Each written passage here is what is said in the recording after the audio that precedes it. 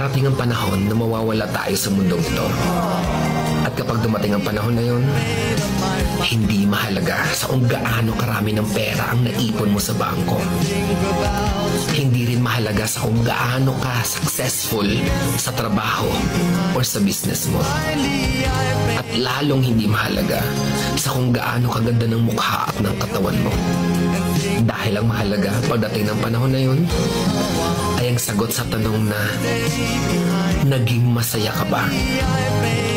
Nagawa mo ba ang kagustuhan ng puso mo kahit pag-gaano ka malito sa mata ng mundo?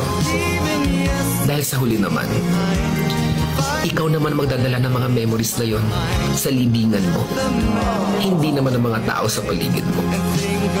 So make sure na bago pa dumating ang panahon na aalis na tayo sa mundong ito, siguraduhin mo sa sarili mo na magiging masaya ka at magagawa mo ang kagustuhan ng puso mo kahit pag-aano ka kontra ng mga tao sa mundo.